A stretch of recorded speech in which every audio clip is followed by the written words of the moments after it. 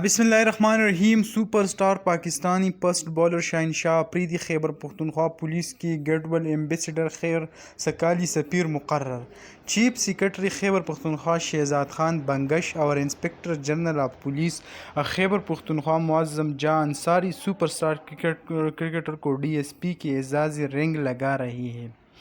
په دې باندې چې کم دی اوس د کم خلکو چې کومه رای ده د KPK کم پولیس چې دی د هغو کم اپیشل ټویټر اکاونټ چې دی د هغې نه دا شیر شوی دی د هغې نه پس چې په دې باندې کم قسم کم خلک دی خپل رای ورکوي نو هغې طرف ته هم راځو।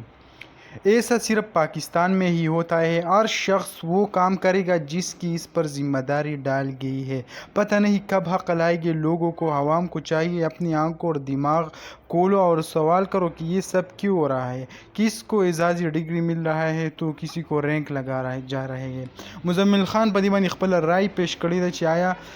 هغه کسانو ته چې کم دی هغه خپل ارسه ملاوېده په کار دي چې کم هغه کوي، یعنی داسې کم شهنشاه افریدي ته چې کم دا DSP کوم عهده او دا وایي ملاوېږي نو دې لپاره دا چې کم دی ډېر ظلم او دې لپاره وایي اواز چوتول په کار دي। دې نه پس راځو بل کس په هغې باندې هم یو مشوره کړې ده او هغه وایي چې हमारे यहाँ मसला ये है कि काम करने की बजाय दिखाई पर फोकस होता है। पेशावर में मोबाइल वैन वाले रोटी सालन बर्फ दूध सब कुछ बहती के तौर पर लेती है और यहाँ साहिबान को फोटो सेशन चाहिए।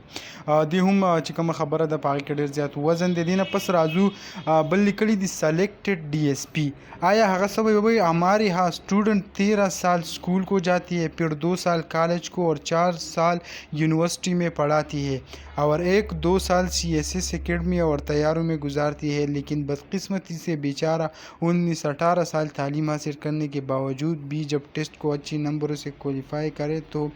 1-2 यानी मतलब د دې دا دی چې کم زموږ معاشره کې چې کم د سټوډنټ هغه دونه محنت وکړي د هغې نه پس بیا چې کم ټیسټونه څه ورکړي نو په هغې کې هم د رشوت کمې مطالبې چې دي وایي هغه هم کېږي داسې د هغې چې کم دی د دې پوسټ هغه طرف ته سوچ و نو داسې ډېر زیات پوسټونه په هغې باندې شوي دي نیوکې پې هم شوي دي چې آیا داسې قسمه